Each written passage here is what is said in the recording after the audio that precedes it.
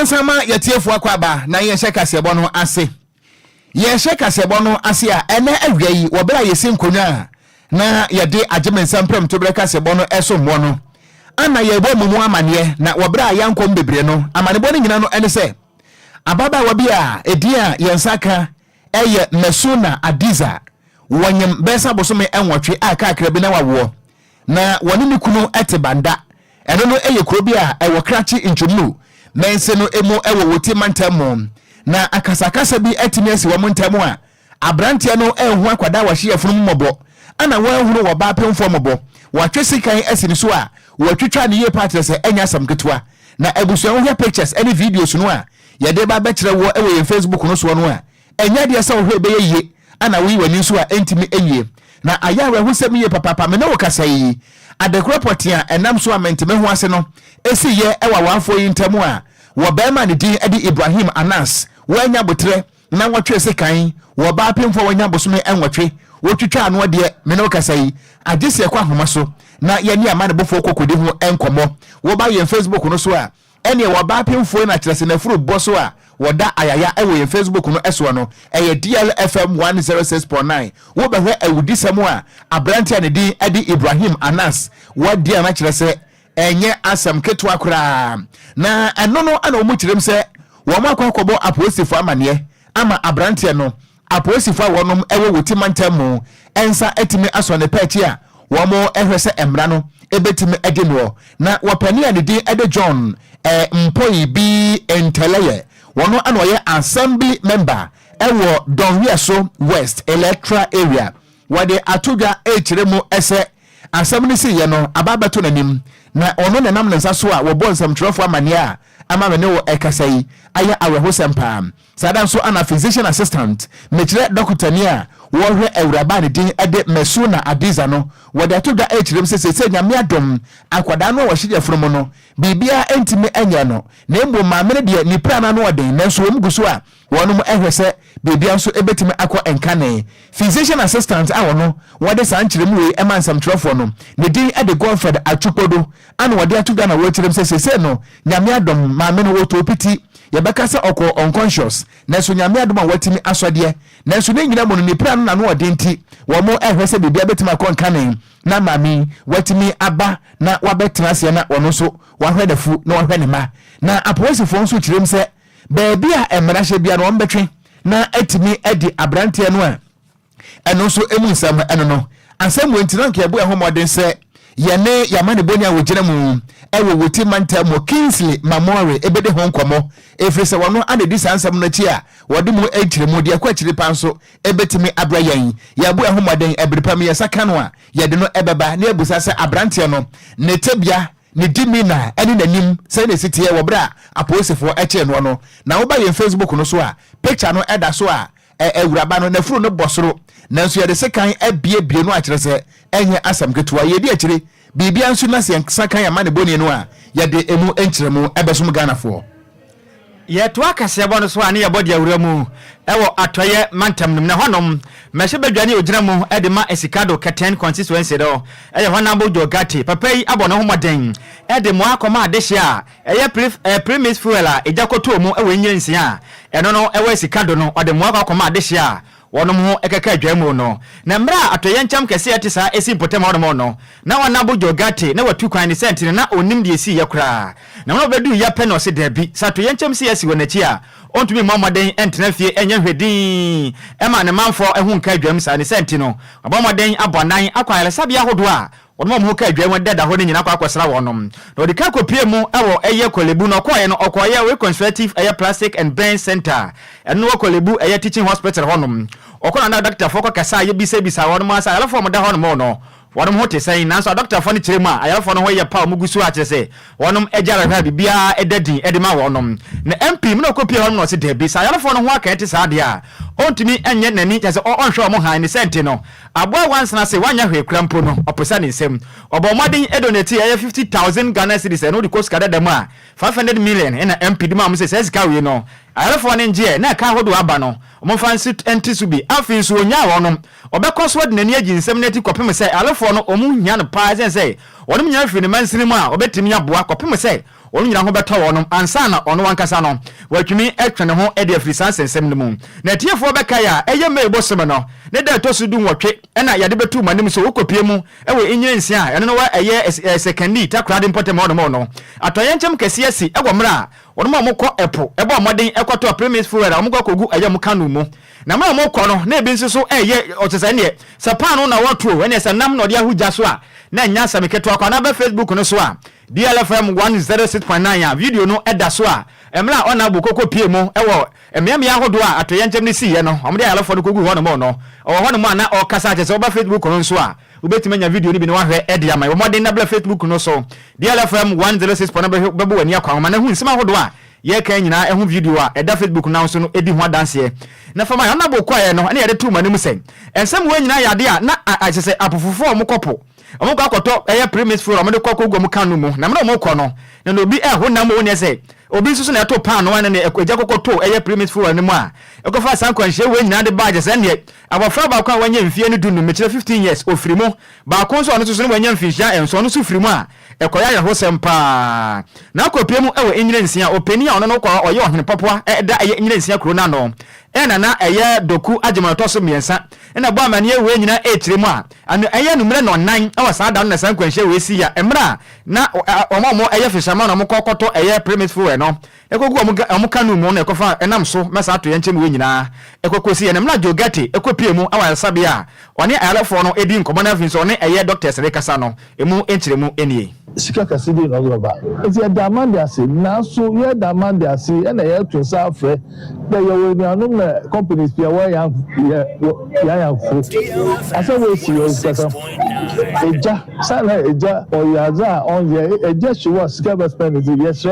ebiara opera obede donation na Nigeria ho e fama mi boko na Nigeria se pere fama ko na Nigeria ho da he e bi se me road na kere pe na Nigeria e bi ayo boko no na gbodi zimbu e kere pe na Nigeria e bi ayo boko no na ye bon pere ni animi mo si yesu ofi o ba chapo o yesu zin eni a woti ye e mra bedwane edema esikado keten eye constituency no ne den ede honorable Jogati eno achi ena traditional leader edema inyensia na doko agema toso miensa ono so chense musu wa na mo a MP atu ne ye pa ne senti omduto sra de sia ka ompotem wo nyina so mo fa mo amebo ade hye ne firi se emme pempenso wo maduro no onom ehia mo apa Honorable Jogati asemi osi onam ahomato fodo oto nsafra Amandi company na da masem na wato ewo ne constituency onam da minti Amandi ikuno wentum wantino form wonam wo foundation wo fa ne staff do wa bobo nge siaman 500 million oyetiska ndeska 50,000 Ghana cedis wada abobo yan da yan fombo a ayalofo na wonu so we fi mu no yetu ya da ya dan yedibinu ya da ya wonu eyi nti yada se da wetu mu abo yan madamu jumezi wa ya dan wa kwado da minister sadunti ya tun sai da fra injuma wo takwaze na afum ni bebiara do obobo no abobo nge siaman ko be eni a woti ye eye ohina ono na ohwe enyirensia ano awasekani takrade ne potemu ne din ade nana doko agimanya otoso miensa yento anwumre no sia kasebo no eso ewo DLFM 106.9 eso a mayenko yachi na yenko banda ewo krachi inchomuro mensen mu ebiem ehono mo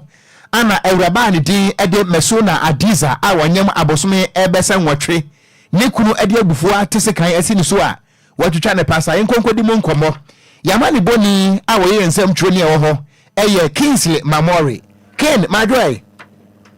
ejoso ne ya na wonam ti se Ken nyamia dom e won kran na boya nkomo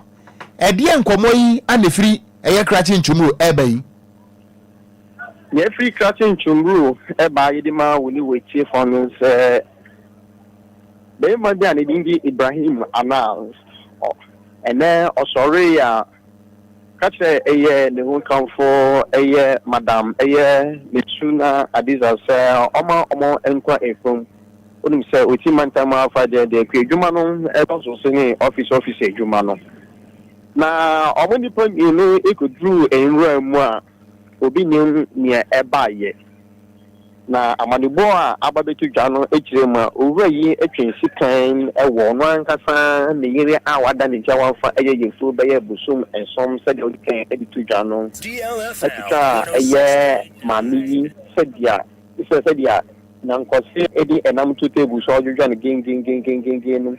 na mami yi ananu edam se munjimi no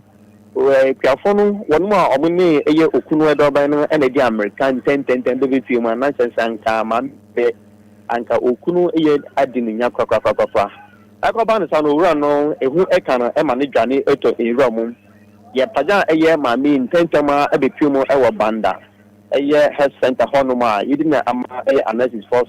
Yen Jimano Sona, Intimi, Emman and his 20 essence. Akaban and my many trauma kaka a buy. Na search party esa kupimu ewo ehiro no mu say papa ide ni oye ide de just say chema e de ba aye a police for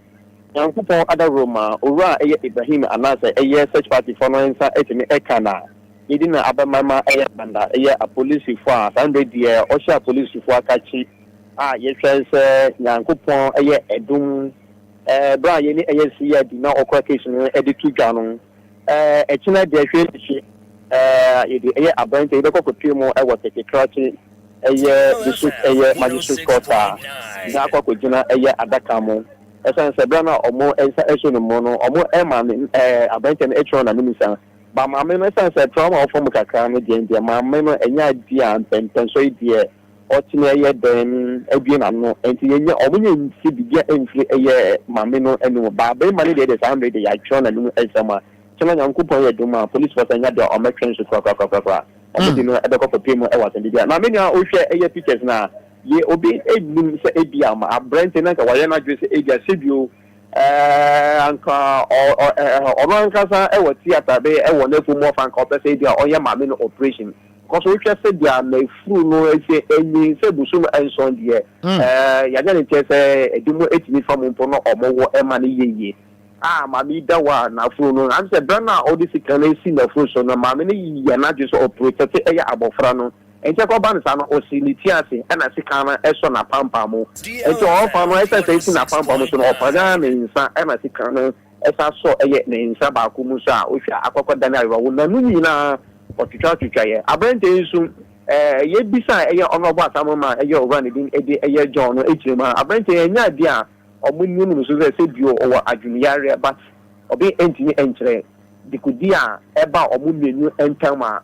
okotwe sikan ewo de yirisu ewo fom enti hwe yankopa du ma kina obodu kopimo ewo sin dia said dey see the nature ma obema amansa ate na nunu nsama odima eya police obodu ago nkrata mo yo enti ken na tresa wo hwe mo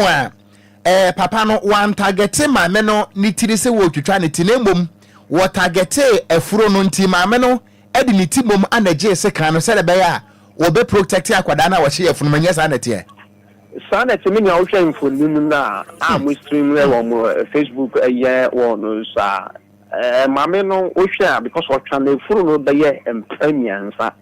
se picture no se sana tia wo twa no enti na pampa mu dia no de obi bia obi piemu no ehun se Mamma, I'm the banner of this can I try back community and son, or your imagine say a day or bad time. What for you through that day, share or how a woman say, Mammy protect Aqualam until I so bianca said you offer to an obu to say. And he can't hear the answers amongst us up at Diana, so Mameno, then a pampa, I wish Anka. A pampa did uncle or your pine, it is said, you said that your pipe. Could be no more. And JJ now, Omama man is also and then select and right the Papa and a trial. But young Kupanda Roma, you need a physician's assistant or a facility. Mameno or also a response to a treatment or almost say, to make some Mameno after a trauma, no woman on Wababa to life. About France, making a and up protect. And say, Copu say, Mamma, and it's a bit no. Now also the name some other police for and a police obviously anya na source ebia misunderstanding na eba ya no ebia said that in some way there okunu ngwa na head and akata but police was also say 24 hours no the end there or more ember kwan so na was say ochina papa ne dey fa no kopi mu e wo court okay na yengu su bi na some kakra na ko transfer ma me so na ni su beti no so the name some Africa okay Ken nyame wonhyira wo yada ase wayɛ dwumaden kɔ so wadi akyire ma yɛn na bibia nso ni a yɛbɛtwɛn update no so yada ase anwumre. Okay, yes, that massive. Yo, ebusia yensem Droni Kingsley Mamore, ye friend Nana King. And what this man bo we abra ye na oba ye Facebook no eso a. We no aye no pictures and videos of Inugan. Wo hwe nhwe ana we wani so a enye ye. Aye awe sem papa. Enti fa message ne bra ne yen kenkan. Na emema ne bitimi die wu ate saa de a ewurade. Ye da posifo ase se maso ne paachi. Muntwi ne sa akatoa. Muntwi ne sa akatoa. Na ubetwitwa wo yere a enwurem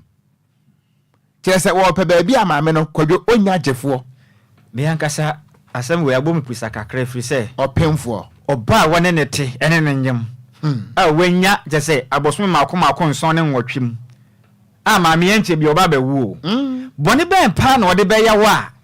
e ma wunya yem hihie bia man so be twen krantesi ne so okon pictures na de da ho no because of Facebook no ya the picture papa na ngasa to ho no ma de nsem ba ntra ya ne black and white. Yes na nya sa pa na ya de kire mu a on in fact anyama nsema ka chi na di no ehun hia se we okosan ba fie bio yes anama wa tu na nya se okosan ba fie so oda mu che meji agagefo di meji agagefo ni di Kwadwo miento aso yenkoye ne mai den update no ye besa de abratiefo sanity yento akasebo no eso yeto akasebo no eso a na wotwe a etwa mu no ba bepem na ye kasa yi wo how ba kwa wo my Ghana a school fu a wonom ewo enkofo amaso a eye adesuamu ensi echi ba metre scholarship no wo mo eda so bie ni nyina no ene se wo masetena mu enya kura na we enam so ema adesia wonom ewo Morocco se wo beka ya na wotwe etwa mu no wonom ekoye picketing ewo Ghana aban ensi anamu a wo Morocco memu se said ye wama brabo no esi akoye no ayede papa etise bio be se brani awam na wo mu kire mu a abusumi edu anie ana eye stipends aba ne de bema wonom eye sika nkakra aba ne betimi de ama wonom na nka omde atwatwa wo ho ene emayo na wo mu no se bi nka ombeto eye pa de kakra efresa busumi so a oba bia konfikire ni ade no nanso ne nyina na wo mu kire mu se sika ne manu nti amanse se ntumago ana omabo ne sa kekere bo na wo mu de ahye ho din tim kaja na wo nam wo mu kyesa de ba ko a esa hadwen ene se ba bia wonom ebeda wonom rent aso nanso wo matiemu a Ghana ban enya na adwene se wo hwe wonom ama se obi man so Morocco no wonom edi ensensem a kyerese enya asam ketua na wei enam so ama enne National Union of Ghana Students ye twantia se nooks wonom ayensem trofo nhyamu na president eye kyereme upon Daniel wono ane wone ensem trofo di nkomo ane wode adesrade eto abayanim se wo besra da adabraka de etwubaye womo a wonom eko agogo akwakoyi na wo mu kyerem se wo mte Ghana hayi na wo mu sua wo made nkakra ana aban se da bi monkonkosua de afedie mo akwakoto yen asawram na kyerese adofo nyom ba bedehie ekokoda ne ba bia ko a na eno ana kyereme ekyerem se enye Morocco fo no nkwampo na ebrewu na se wudru eye United Kingdom UK so a Ghana fo ade hye ho no mo so bresa ada ana India ene amanhodo so a wo mo nyina no eye student loan trust fund wo mo eda so bie ni nyina no eyade se wo mo stipends a se nkomo di twitwa mo ho no aban no emfasika no emaye eno nti wo gina kase be so aka e de akire mampani ekufu ado sadan so ana Ghana Education Service ana Ministry of Education ana eye scholarship secretariat se ba bia dro ne de wo ha na fropam eno nti mpanifo emra wo mo ensra ban mu wo bra eye nooks president kireme upon Daniel Wakasa no emu ensem enie to keep them going and even fast track or facilitate their studies was even problematic.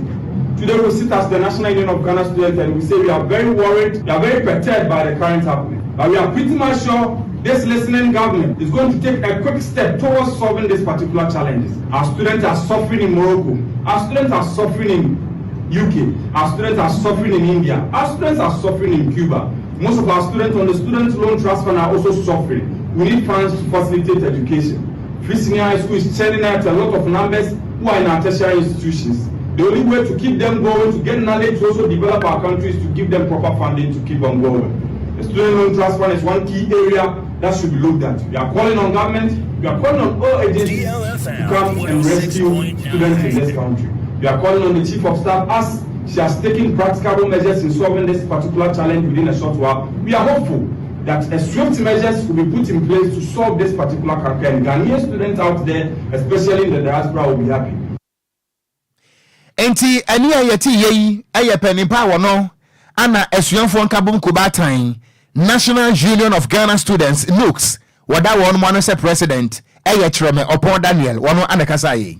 yeto akase bo no so ane yebo edi awuramu ewo court na Ghana fo nyina bekaya ye de abetu manim na watwi mu se ne ukopiem ewo man Ghana yana temu ma isi abekasai atufosen eye o man Ghana emlase bedwam dom kuma no ba no dini na sisi ansem bebre na beta papa hu a ekirema ambulance ahodo bi a mna mampenda da John Dramani Mahama otia banwa so odi anim kwato de ba o mam hase no o mu kirema a enya de eso ane yekwasi abekasai emra eso ne pachi a ene ne di den na nensama ekoso na eye jaja ono ne ye opresade assembly so no eye her leadership Justice Efua Sewa Asalibotwe wakasa echirema efitiri mra asem ne we sha se ekoso no communication officer Edman National Democratic Congress Sammy Jamfi ekasa echirema no na montene so na ne bia obeduru bia na wasoe na obomu nkro de kire Ghana de hye wahye press conference awodo bebre na wo mai mu a mama echirema na mo ahodo Sammy Jamfi etuo no ebetumi akofo ha bebre na dia be free say ansema wa court no court ne betumi atena se no madi asem no kosi ase no mo ho ba bia susan anybody ho no betro ni sente no sa na mo ahodo Sammy Jamfi ekeka na obeya onto no bo ase free say court mra no sa asem kopie mu a eso mo to mo ase no mo twen na court no bedi asem na wie ansa no bi wasem foforo bi a watimi ediaba na tiefo beka ya eya Richard Dapa ena ono na jese oye third accused person a efa san sensem we hu ena ode abetu dwa echiremu a attorney general eye Godfred yabo adame afra no kukwamu aka kye ne sese de ensem ne korto sere na da sebe betimi ya boa na asema kopie court no ekunumdie atimi akọ ade ama wono na Ghana manso eka ahodo a afa eye atofo asensom oman ahwere no yense tumi akesika ne sente mo made na media dance yemfa mo ano na atofo asen Ghana fo entimi ntwe na tonfa nto anwem ne anema entimi mo amfa man no na Dapa aba mane echemu a sa na mo atesa no ono ontumi entu bi dafri se ono ye obi a oye omamba pa na afi so do ne man opendo kura pa na no na Sammy Jamfi na afi so ndi se manyo kozi da bi ehina ne ha ye no ne sa na mbi no mana yatimo no ye be famra e de hye ye ne yanka se yensem na mo wo pa wo ye attorney general penin pa wo da no na betu da mo se de ne no ne sen nti o mo ntiase da entiase kina eno peni a ono se mame a ono ye presiding judge o hwe asemi so her leadership eye Justice Efua Sewa Asadebotwe echiremu a ensema wodo amanyoku ahodo ne na monte so keka no enya de bebo akura na nukura mpo no edwin francis so obi mpo mfa ma asama ewo court ampenifo atena so ne senti no se de yakọ no muntwa sa nkomodi omo bo no so efiri se ensema wodo omo kan betumi akofo ha ba akọ de aba efiri se Ghana mamu ya wonam a sa nsem wei akoye twa pia nam Ghana fo ano a ye betia ne so when attorney general on resign no offer na konwa ne fanto ho a ma me ne kiremu a nsema wodo yakọ so ne nya de bebo akura na no na Sammy Jamfi aka se kiremu a one de wani sum se ensema hodo a attorney general kekeka na samra ene ne die na mra Sammy Jamfi kasa no emu kiremu ni statement was very clear. It was a hypothetical statement that if you have an attorney general who can call an accused person on the blind side of his lawyer when he knows that the ethics of the bar prescribes that, then that person certainly can call then I said whatever I said. Any awuti communications officer Edema Endi Semenyukuo no Sammy Jamfi enwachi and a deputy attorney general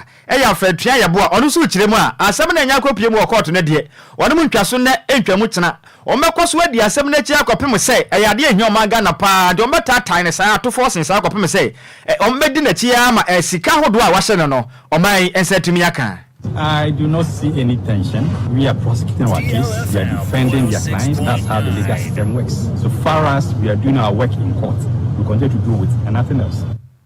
Any awuti deputy attorney general ne den ade Alfred Tria Yeboa. Yanto anwumre no sia kase ebo no eso ye different crap mpone mantamo asansa akrokoti akwa DL wahanisia echiripo enkono ensabne yeto aso akwa animu a na odo message no so ebra ye e Facebook no eso na asamkro na mo no enra NDC amanyuko no eye ensamtrofo nhia mu ewo wonom atena ye kese a no ewa dabraka na no anansamtrofo nhia mu ase no Johnson esiedu nkatia ema akwan se enkomodia bi a ekoso ewo sum ase efa eye attorney general Godfred Ebo Adame ana afi nso no eye third accused eye Richard Japantam no nyina no wo momo na kyerɛ sɛ allegedly ɛno no ɛyɛ nkitahode a wɔn kyerɛ sɛ ɛkɔɔ soɔ ɛwɔ mpanimfoɔ mmienu ɛntɛm na wɔbrɛ a audio no epie mɔntere so a Ghanafoɔ mo nyinaa mate bie no ana ɛyɛ Nana B wɔno ɛyɛ national organizer ɛde ma NPP amanyɔkuo no wɔno nso yɛ nsɛmtwerɛfoɔ nhyɛm de to dwa kyerɛ mu sɛ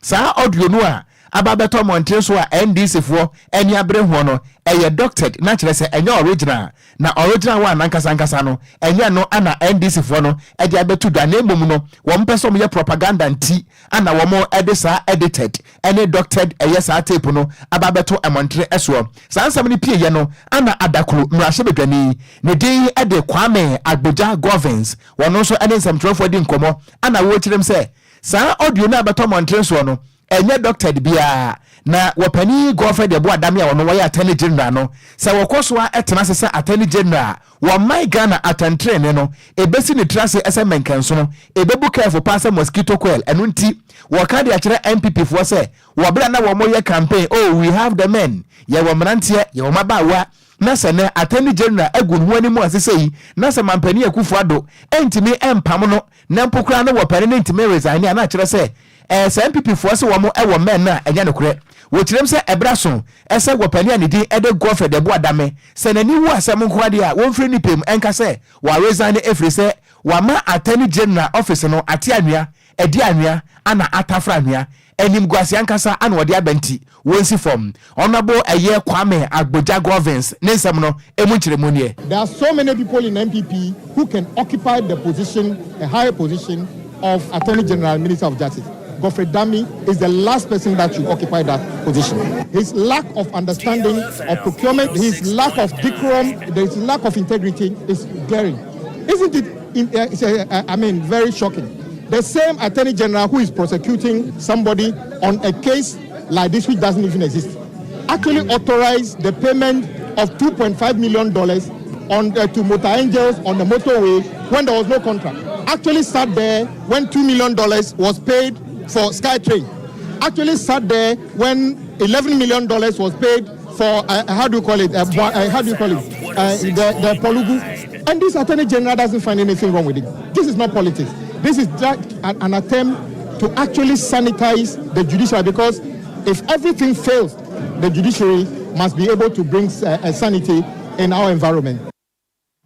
Eni ayeti ye eye adakru mrahye bedwani honorable eye Kwame Agboja Governs ana okasa ye na eno achi ana private legal practitioner ne din ede Bobby Bansen wode atuda na wotirem se emra wote se NPP fo se audio no eye doctored pe ana wosere ye na wono so kiremu a wose se NPP fo atimi akire se audio no eye doctored dia ene na kire se original one no ewo wo mo ho enu nti wo mom efo original one meto monten se wo mo ntimi amfa original one no ama bonten dia ene na de NDC ede abeto dwa no eye nokure every say wontimi nka se bibi eye fake ewa bra original no uni. I have not heard the otherwise full tapes. I cannot speak to what is original and what has been doctored. Those who claim that it's been doctored would have the burden to prove the original tape. I have not heard it. As it stands now, there may have been allegedly an attempt by the Attorney General, but which attempt was not successful. And so this recording, these discussions, in my opinion, should not have an effect on the outcome of the trial. If the presidency, in the light of all these allegations, would allow the AG to remain in office and to champion the prosecution of these matters, then the ethics are not good. Because we've had instances in recent times when somebody like Cecilia Dapa was asked to step aside on allegations of corruption, as it were, until investigations were completed. So if we go by that standard, then you expect the presidency or to take a similar step in this regard. If investigations are completed and the Attorney General is cleared, I believe that it will be available for everybody to make that judgment call. I mean, if I were him, I would step aside. Enti anyway, so a private legal practitioner. Nedi ede lawyer Bobby Bansen ana wo kire se anka wono pa de a anka aniwo e wona ni so nti anka wo besi form eno nti se NPP fo se audio no eye doctor dia original one no wo mo ankasa enfemeto abonten ye to akase bo no so ne ye bo ede awuremu e wo bunu east e ho no na akopie ho no mo a private schools ahodo a what teachman of district ni mo no o eno no wo Okogyeabour East no kopiem ho no mo azezi ameka sei enkra betodwa h ni mo de tricycles ena mo de twen esukufo nkwara e de ko school ano yeta e kan sa bobo ya ana afin so yellow sisi day for corner aha eno no eye pragia ena mo de twen esukufo nkwara e de ko school ajesa ye nsem pim potem ho no mo a enya asem keto akra na no ena eye National Disaster Management Organization eno no ye twede tie kan sa NADMO eno eye asoye a ehwe atoye nchem so my Ghana mu o makasa echiremu a wono na matete se school so ahodo a won ho no mo no o ma hu so mo de buses adada bi na twetwe school fo nkwara e de ko school na afia chirefo the senti sana mo na achirefo ni schools ahodo no etuo no enya de bebo okwa na won bo moden ebo ana ekohwe mu so woyiwa ensem dem pepe se dem tete na ne senti no o mo de won kese pa ade ma wono mo se sana mo na wono mutuo no nya de babo afiri se school fo nkwara no se mo ni se muntumi hwa wono mo so school do mungu no mungu school ne na dase makofa de hye oni Ghana mama o monka bia nhye na makofa bobo ya na modo makotene tire de bo no be pa na mofre ya yen na no na Mr Samuel eye ejei efa on na ye techiman nof detroit nadmo daleta em no ne sem trefo kasa na ochire mu sei o makompote mu ahodo akwo hwe mahunu sei sa na ema na yade e koso mpote mu de senti no se se because o mba mount eye checkpoint ahodo e wo tuabodom e na afi techiman highway ni so aya inspection ahodo na wo a ma ye be che wo no emra ene obedi pa dia esi nadmo ani so ne se etobro bi a ye hwe ye be monitor na ye cars na e fa ye ma e de o ku school no ani edwumedi a enra ene elebe ye tu ho ana da ho se ne se ubehu se enkra na mo de o ku school ebi ana driver ni no kra any last ebi ana krata akra ewo car no ho no enye adwuma na ho se ne se abobo ya so kra ye de e fa ye ma no bi e de o ku school a utim se e ya de entwa yie Oba Facebook no so a DLFM 106.9 asema ye kan e ho pictures ni nyina gu Facebook no so a won so ba obetime anya bi no no be bi a ye mofra yi betete aba o man Ghana de pa na ye je hwe ba mofra yi beti omugu abobo ye yi mu minim oko minim na openia de dinde Mr Ejei Efa ena wasa kire mu sei aprabo ahodo o makọ ne potem ho no mo no edi adense prefe sei eniam ahodo a private schools a ewo Okogyeabour East no etuo no enya de ebo ne senti o de won kese de ma o mafiri sei omukọ ya na buses ahodo mu hwe ne bebre na ho no ma chese ready no omu ni bi afezu tumi za bus ni bia dada papa chese o me de ya hwe kurampo eyeye afresh ankafo no bi kurampo ni license we nyina ya de ya betumi akofo ha okese e de aba ne senti o de won kese de ma mo ekire mu a efri na ekwei omo ne afi law enforcement agencies na be ka bom no ma ya inspection na mo ya be che o pass na mo we wutuo no emra ene obedi pa kwa no so na ye gina no obi be bisa se na nadmo so mu ya police fo na mu ye road safety fo nadmo fo ye wutumi a emra tachira yetumi kokwan so na de a ede atore nchen bebe bia no yetu ho na mo esia no se de be ya o kine bi no ensi nye se de medical kan no ne ya friend nadmo fo se bibi esi enitina ye ba wo fo no so kokose cars na enye papa cars na enye otifia no pana yede abobo ya na yede pragia e na be fa wo ba eko school na wuja akra no ho na akọ no e ba sa na wani yede e wo wachi eni awoti ye techiman north district nadmo daleta ne den ede Mr Samuel Ejei Efa Kwadwo unim se wo kan Ghana ye mra no a de boye kwan so jojo ho dawro no a regulation 128 was a prohibition of the use of motorcycle and tricycle for commercial purpose okome asem we minim se waka ho asem aka sa de na kura ye mfa kwan so sa abobo ya no ene plug ya no ye mfa kwantempon so ene ye de fa nkwada agisika e wo man Ghana mu asese nipa magum enti awofo no omuhu a na me ane na mente ase no negligence wo ba ebe ko school na plug ya yellow ibi ana afizo abobo ya yi ene de be fa school fo nkola ne de na Ghana ye da ache de we chiro ana Kwadwo se wuyi regulation 128 ne kura to nchen a regulation 100 no so say a prohibited passenger car we ya anyasi emfa nipa enti wo mu ati pick up to we wo mu egu praga mu nyina no emra no mo no wo mu ye prohibited passengers and wetim say akoso ache what is the police doing ewo ho oko me sa de we mani adi akiri pa private schools ahodo wa Ghana ha se no oko buses e binim de twe school for nkwala no ho na the we school bus news one video no the picture no top AS 5686 D ya de fa a school for nkwada mo fro mu nim hwe nka boni bia nhye bu D number plate ye D e da so afa nipa ba de twe a school for nkwada awofo ndi on pa na no mo nsaka no ahun say Kwadwo cancer accident a lot of questions are coming out to say akwada na awuo no na what front wana and per the report na akwada na te front and again front no crampo awete no ya mo ni seat belt enti ahun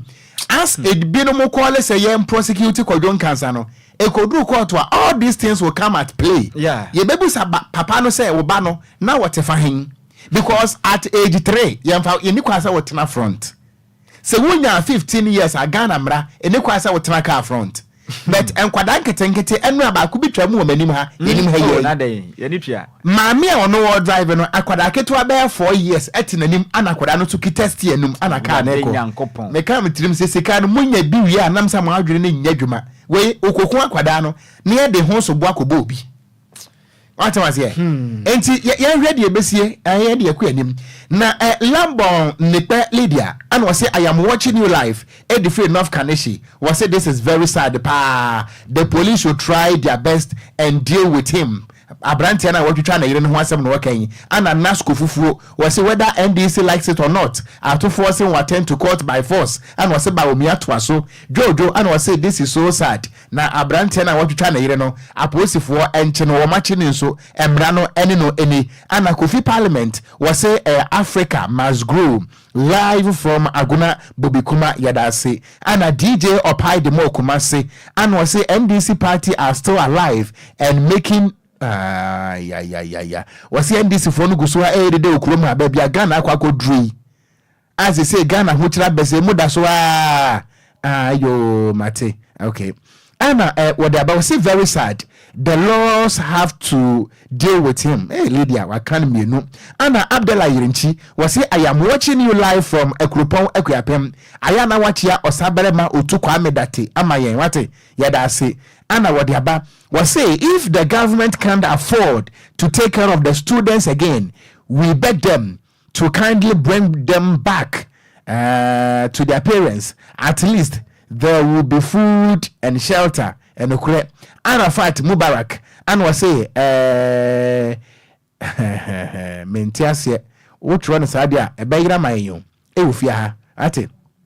na for saying is salifu kaso zongo and was say we are breaking the 8 no matter what ayo and at the day Christiana was say I am watching you live from Tema Community 7 was see DL News more fire and ya wusu was see DL News more fire yabua Godfred and also Okogyeabour Nhyiraba Kwadwo Sammy may the Almighty God continue to bless you guys and was say your friend captain with no armband sir and was saying Yamisha captain with no armband. Yada say. And I will see great news. And was say we are yo. Yada say. Apakai GH atana say. I go promise on some fenton for them. Mienko mienfansu mi ya. Ya de sofa. Ni ensian sofa. Ebe tuwa elmo fiefiem. Yaba se say. DL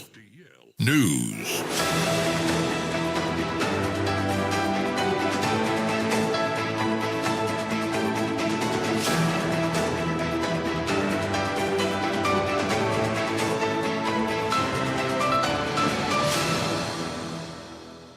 Ebusia yensa mo bibiala John emo bibiala kwa bamfambra deal 106.9 FM kasafidie so ene ukuade nwumre no nsia kase bo so mrewedu sa gudie mu nsama wo so ayaboabo no ebusia yeje brane yede down na hu ne ekọ ene ne ba ewa gudie mu ensampi na egu yam pron so ayede ba Ghana gudie mu nsam a and of course nkrofon close die no nia eto fam anwumre ya latest ene exclusives no ye baba drop ni nyina de ama kama ewo dwumedie ne so mia mede nsam na eba no edian meje so no eya yesu ano de hye apakan GH the Blessed King ebusuan tentem so minsi fam na mention nsem na se emfama de mention se emfamfi efie na the senior national soccer team the Black Stars of Ghana omo akachi na mention se de efie otuado and meet the press no ebaso when naming 26-man squad World Cup 2026 qualifier June 6 and 10th respectively no ye ne o ma ye fe Mali and Central African Republic ekwakobono when name squad no de bekwakobono na say ena squad na etie Lawrence Atizigi, Jojo Walcott and Frederick Asare 3 goalkeepers oko defenders na say ena Gideon Mensah, Ebenezer Anai, Salisu Muhammad, Jerome Opoku, Abdul Mumin, Alexander Jiku, Alidu Sedu and Tariq Lamte and Afensu Uram our midfielders na Muhammad Kudus, Enes Niama, Salis Samed, Ibrahim Sulemana, Thomas Tepate, Edmond Ado, Elisha Ousu and Abu Francis. Attackers no be anymore. Atoton Tran say NTM, Osman Bukari, Fatah Isaku, Antoine Semenyo, Jordan Ayu, Ibrahim Osman, Kamadin Sulemana, and Brendan Asante Way, and Mrantiamba Kwadwo Nunsia, Oto Ado Abomudin, Intinde de Dayu Capito, on Can Squad no DFA kasama for penny Henry Asantichum or Kasa Edifasa friendly games mienua and na World Cup qualifiers na yakwakobono or Kasa Edifa or Senior Mia Duma Jumbu Sumia di animono ye baby Ghana our friendly ana World Cup qualifier ye ne oma ye friend Mali and Central African Republic ekwakobono church in Semu. In the first week of next month, we have 2 very important FIFA World Cup qualifiers. The first one will be against the Eagles of Mali in Bamako on June 6th. Second one will be against Central African. We shall have 2 days. In Bamako to the match. After that game, immediately after the match, we shall return to Ghana, precisely Kumasi. Henry Asantichum kasama for penny edema Ghana Football Association and waten in kasa wa church and semo dia for World Cup qualified games yane Mali and Central African Republic ekwakobona ye de won some edi atuanim na Otuado head coach edema the Black Stars of Ghana na edikano okasai o si na niagie pa se wasaba back obabe coach Black Stars o si na nye ize mra GFA epeno se on samra biemuno na emwa edi na mo Feno and Dortmund edim komo ema Dortmund ejanimu ema wasaba osi ohwe anim se games ye ne oma ye friend Mali and Central African Republic kwakobono ebeba so mu ba dindie na mo ohwe anim se games no ebeba so be back. It was not easy, but the FA had a lot of good talks with Dortmund, and to be home, I'm back home now. Really excited. Looking forward to the next match.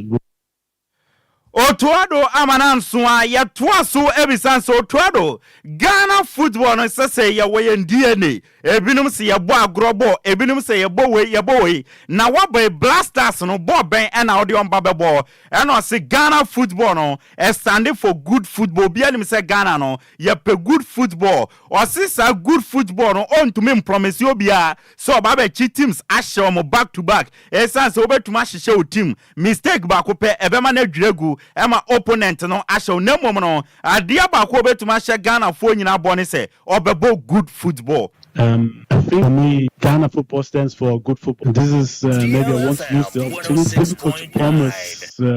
victories because of football, you can be better than your opponent, and at the end they will score and they will win, or one slight mistake will happen. But I think I will take the opportunity to be.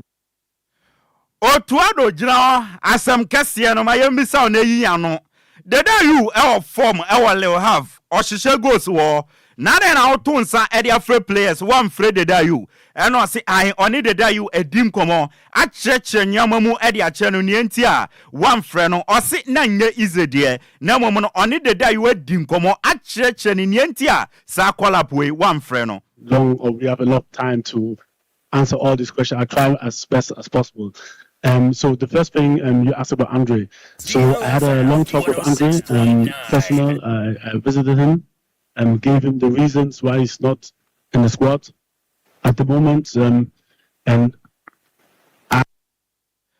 Enti Otuado and say oni de da you edim komo wa cheche nyama mu e de a che no nienti a one friend no o se dan ye easy de esan se de da you nyina yenim oye legend e de Ghana enti se oye wadwen se obe drop na enye easy o se de da you no owo buo kese de ma no esan se wa ye bi e de amoma no na mom no wa cheche nyama mu de a che nienti a one friend no and ye bi san se ne ya one friend de da you oye captain no we yi ne kra e de afi national team na na e no se da bi never say never. And then one friend, no more be the day you were able to me about back into the national team. Yeah, I'm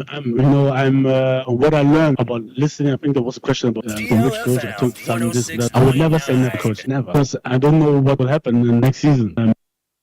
Otuado head coach Edema the Black Stars of Ghana Arabusia Waten and Ghana Frederick Asare goalkeeper Edema Kumasia Santikotko on any the only local player Otmi Enya Collab no Wakasa or Sin Enya Gia Passa when ya Collapa or Babe that num Ediama Blasters or say Ghana will goalkeepers bebre Riase Ube Pimo Ghana Ebiwa Intise national team no or no Enya Quenya or Babe Siakan or say a great achievement Edemano. As you can see, not only in Ghana, but also around the world, even in Europe, Asia, Africa, we have Ghanaian goalkeepers over there. And even also in Ghana here, we have good goalkeepers. But for me to be called to the national team by a coach and also his compliment to me, it's a great achievement.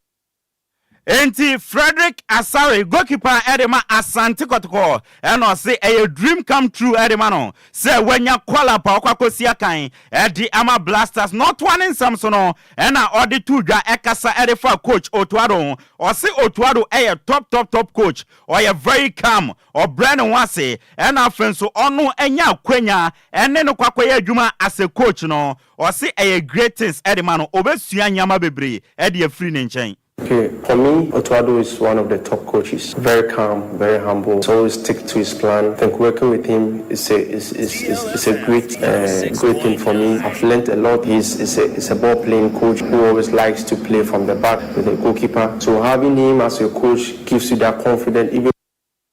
Frederick Asare goalkeeper Edema Kumasi Asante Kotoko only the only goalkeeper Onya call up from the local scene any the only player yet on some Eddie Amao Yanko PM our manone niam fan somebody be enfio and from out their UEFA Conference League no Ebusia Mamen fan to and him say Nanumre a bon son Kenya final no Ebaso Ewo Opap Arena na referee Ata Dias Aofi Portugal and Ekwakodisa game Olympiacos Aomufi Greece Omone Fiorentina Aomufi Italy and the final no Ebaso and Ebeji Afi no Conference League in between Olympiacos and Fiorentina Emre and Enquires and Bachelor one some from no media to anima say Belgium manager your friend Vincent Company and Caneno na Okogyeabour Ocran friend Berlin or in any term our Bayern Munich no akwa sign contract akwa a new manager Eddie Amabobo kwa your friend Bayern Munich are you official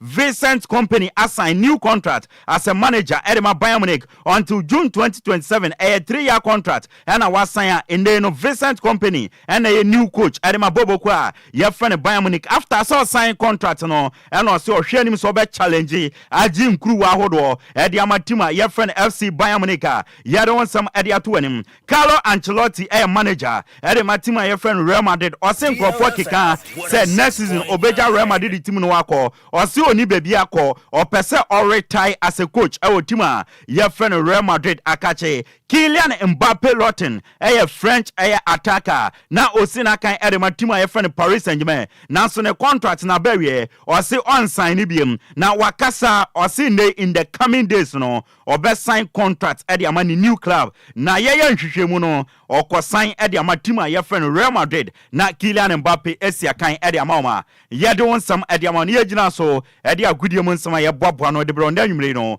edi esimia media gudiemu nsama na de bro dia meje so no yesu ano de share apakan GH the blessed king over to you Okogyeabour Merase apakan opelaba opelaba enti abusia mamemra wonche na fe yemfa sofa na yensu sofa no ento aso na fe wahina pakan no emu entimi enye ha na Okogyeabour a ana oso wotie kasebone live ewo Breman Benin ewo Esikuma wodobem bra kwa mensimu mfimfiri mantamu a wasi DLFM kasebo eye loud and clear na ejansu tuato a esne eye Ganja Boys wo mu wi ana wodi abai mamemra wonchen abusuan nsem ne nyina no ene se private legal practitioner lawyer Bobby Banson ana wo se eye audio no a NDC enu a wo mo boye ekirem se allegedly eye conversation akoso ewo girlfriend ye bo adame Attorney General and the third accused Richard Jakpantam no which them say NPP for say doctored tape na senye original mum emfa original no emra bonten te sade a the NDC for boy no Ghana for nyintum saa me pa ato enkomo iwo wo je ne sen se esese MPP for produce original no ana sesen 0534 050199 0534 050199 and 0593 40 65 65. Good evening. Hello, good evening. Me pacho within this offer yen frame. I tell me then the system my minty o the lawyer can you also again saying you make an say NDC problem issue ma in Jamu Sedan and Moyesa step no adopted then yes I'm for full statement there na you which step na me all kasa we know which ni ya me kasa me kikesi nti me ka NDC protest amode me amuni mo ani say you obi May I say 0534 050199 0593 40 65 65. Ma yeni enkomo. Good evening. Good evening. Me pacho odi de say ofre yen free hen. Frank Naro ni o domini na mayor. Mpacho wa minti o. Opani. Chese asama eni adanse no. Nka ho bi ne de adanse. In this MPP for say NDC Diana Nyampa na 16 minutes 26 minutes there. Any almost 26 minutes in to guy. NDC 2 million opani what yes you. And we are okay Dr. Dami after contra say kwako hu third accused na mo be tradu minority leaders no opani omo prove audio. And the whole MPP for mo to be a press conference ni bi audio ben na mo to produce here. Not just a shika, a yazan drop, any catastrofe poena and adocromo. 2024 we had the Mudoko position. Mean so, say good evening. Good evening. Me pacho did the self frame frame. It's 12 Shahis within the 7 January. Me pacho mean Mr. Steven. Papa, say you ensure a point about from Faso year on idea. Not obedi bonnet, a say a persecuting no. Not the day I go to NDC MPP. Yenga hiya for on the tree. It will be a nyanya, say a china so, say so dear Yama Maka. That mean so, say good evening. Good evening. Me pacho within the self frame frame. But you within the bright, my friends. My means you bright. Okay, the Omo Canning and Empire and Ocran so NDC 4 and some more candidate. I could have been can say, what's it? I'm for evidence and I'm like, 15 minutes, 26 minutes. Yeah, I'm proud that I'm betting the evidence number. That's when this is for one kind of correct. I don't know mean so, say 0534 050199 0593 40 65 65. Every way, your friend is offer. Young Kwani Amau Quine, say for a natural wide drain free say. Ye je won so adwen kire no etum se Ghana ni madwe ye ja Okogyeabour wodi de say na ofre me friend me do kofi me free akrap ma fredi ma minti on fi akrapem ya adi private lawyer na kan na sa wo fi ente sa evidence na bra simplicity. Thank you. Yes, so yeah, that's 0534 050199 0593 40 65 65. Na yeni enkomo kama madwe. Hello, good evening. Hello, good evening. Mini oko. Yes, sir. Pacho na pombo. Nyame dia chairman also eh. Jana dumu. Fuko ye pa. Mini oko hwe. Yenhwe me mebi aye man no hu. Ele na ye mpanifo no. Omo nyina tan so tie mo ko radio so TV so e na nyina ye tegana yie. Also, ọmọkùnrin mú ní díẹ̀ ọmọ ìpè Ghana yìí sọmọ Ghana yìí tàbí Ghana tún pọ́n ṣé ẹ̀mí náà èsìsì no mẹ́yà náà MPP 40 tó ọmọ ìjọba kò ṣe Amẹ́ríkà ẹ̀nà Amẹ́ríkà kúrò ayé dé ẹ̀nà Amẹ́ríkà ń tó wẹ̀ Amẹ́ríkà sọmọ democracy ẹ̀yẹ ìjùmọ̀ ẹ̀hó Donald Trump the most powerful president the whole world yẹ di ní gyina court ọ̀nà tó ò gyina court no again see na say ye papa me ye pa na say yampa ye di ye pese di democracy ye dwuma pa aka se we buy na sa kuti ye kufu ado no say ya wa ma go for damage atranche the government asem na aba tranche ye hwehwe mo ansa ye hwehwe mo say wo so a kofo akonya ebo wo so a na wa kwa tranche ye hu sam pampa asem a mo kan ne kure na in any case okumedi ma no nsi no say almost say doctor tape no I said what said before almost to do now about the movie and got to more no crowd no we press conference so read the movie and come about region so region in here fake one now what dem have cut on in any case say there are some to go for that is what your NPP for the year no but that is so only NPP no or your money nada your lawyers say the only no mine and them and the ministry say a press conference ba any party me so me da say ebusuaye ntime fa afrofo no ebiem aha ana ebrebe ma ye kwan ama ensema hodo edebeso mo se wo man adwuma anwuma no si akasebo e wo DLFM 106.9 so no ye di ebesie DJ Omarion edi yen ekwo Facebook no eso ema anwumre ensem no monso munye bi ehwe ye e wo Facebook no eso na akenkanfo nso ye namyenu mene me wo fancy a wahwe asese team wada hosanka say tem meeting at the Gangster Katia meeting kura Okogyeabour Ocran mene ofase a wasore gina na so kire ben Nhyiraba Kwadwo Sammy bi ebusia ye kona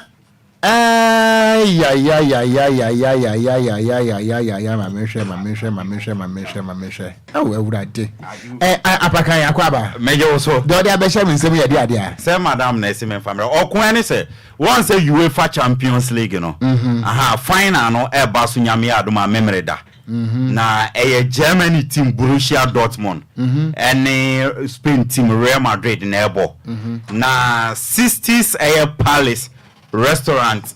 aka omoni yen aka yen tuma abo aka omoni yen omoni DLFM okay aha ya kan tuma abo no that's right ye be UEFA Champions League final no ewo giant screen kese afen so DLFM team ni nyina ye be call ye the live commentary e be fi na radio na fa that's right enti ni ayeka chenye tiefo nyina ne so ko nyame adoma memre da be 1st of June okay be bia wo bia se wo Madina se wo yin se wo tema be bia wo bia faka ebra 60s Palace restaurant and lunch na bra ne hwe UEFA Champions League na wo na omo asie ya okunze North Legon wo bola road so wo kwan so wo ko wanim kakra wo fi DLFM na wo ko wo sane akwase asa wo ko agboba no wo kwan no pe na 60s Paris and restaurant wo kwan no pe nti na ye be yi UEFA Champions League final na enti yes team bia o support bia no o ba no wa hye ni jersey e dia ba rep your jersey so o support Real Madrid o support Dortmund Chelsea wo dia Blasters crown o support wa hye jersey ni bra ne yenhwe commentary no wo yenhwe ball no ne yenye live commentary and ye ne yetie for be interacting ni ade and okunia obedi ni obenom wo into what the old bar near so I na wo kasa she na wo bibi jejewo any afa de meba nya so odi bibi kakra be she obotom aduane bia opa bia obenya bi wo we see for was saying 60s Palace restaurant and lunch fantastic wo North Legon fantastic any agboba kwantempo no so fantastic a few minutes away from Wisconsin International University fantastic and I say a few distance from DLFM here sure wow baby I am mo cancer what do you wo some junction so o ba branch akomo junction so hwe wanim kakra bia ho na wo cancer wo me nim de ntia apa kan de me nim mienu na be nhwe so tell say baby DJ Omarion ko didi na wo bo edin na ade ye ni wa na eyo mo joint na mu discover no na junction so me ko bio Nti oko Saturday ye nyina ye gyina mu o. Saturday tie Yeah, ye gyina mu o. Okra de o na wono o hwi ase kura na wo ye. Tene a wasa hwi ase. Saturday wo beba na Okogyeabour kita microphone. Wofa. Na be live commentary. No ne atie foi edi nkomo game ye ba so yi. Wo be hu ni sen wine na be hye. Wo beba na Okogyeabour kita microphone no yes adwuma na na adwa beba bi on. Team ni nyina. Okay. Edi entina busara. O de wo beba ma o. DJ Hitman say. Wo beba ma o. Wa DJ Hitman da no. Bra na be DJ Hitman. Na na adwa be ko bia no. Eya na emma na edi na chi nti no. Ma okay ma you see when the mobile odi na na adwo achi sexy journalist one went na woka nti ono enti na ba body di na fa ko ye ma na ma tie be ye tie be na go pon na che fia enti oko Saturday okay enti da be Saturday 1st of June March ni 7 okay at least by 4 no na started born nyum gye nia ne adea enti about 7 na commentary na nkasa shas enti between Borussia Dortmund and Real Madrid fantastic and Champions League final wow be shen wagika okay enti live commentary no every DLFM live ye kofa de free 60s Palace restaurant and lunch fantastic come on fantastic and fast money is what the fast money is what enti me pacha so wo ba aduane bia bi wo ho drink bia bi nso wo ntie ho nan kasa ne be ma kwan na wo nso ho ye be fa ne live nti wa dwenkyire ne nyina nso ye beje e ba live on radio everywhere e DLFM nti match we ne de me ankasa me mpobo bet aduane no a ebu ase ne nti me sounds wo me na me dem enti na Kwadwo Sammy de glass abehye ase ko newsroom a ne drawer anom kwotwe mate ko glass yesi ho me fia Kwadwo Sammy so say wa hwe ase de what to de ka say mi say onum na no ye nti no ba bi obekọ bia no so no kra minya ate say bekọ so ntimi ameba na meboa me ho what o Mario say me so me de ne adokodoko nsan na me ano na what o Mario o say dey monyera mo nsoro nko na radio na wo dia obia mpo be ye say ya na nka wo na wo ekina ye be hia wo kire ho ko se uginam yes why not wa wo pe DLFM presenter bi ehu no bra wo ba ye nyina if you answer me na me kokko enu nti mi kuro mi ye fra mi oyibo enka hwe wo ho ote sada no be ba na me jama microphone mama okuno twa commentary gu that's right one baby awaye on enti aya hwe kura no Linda and everything so mamombe taso Lydia enti Saturday no match no ye 7 p.m. na emom by 4 eni gie no ye de be hia se enti no by 4 p.m. na wo gina ho me na Ocran kama beda ho fiada hwe ewurade ye kroma wo be hu o Marion socks no enti yesra mo Saturday mo ma ye nyina ye hia wo de fa DLFM no eye location wonya hunu DLFM pe wa hunu ho ana se wonya hunu Wisconsin International University so a gate ho no mo DLFM so nie distance no just 1 minute walk ya oba wani wo de oba na obehu dede ne nwom na that's right say ekoso ne ana wo de wudru animu akra bisa say he na wo Marion ekodi konkonte no wo bia be kire wo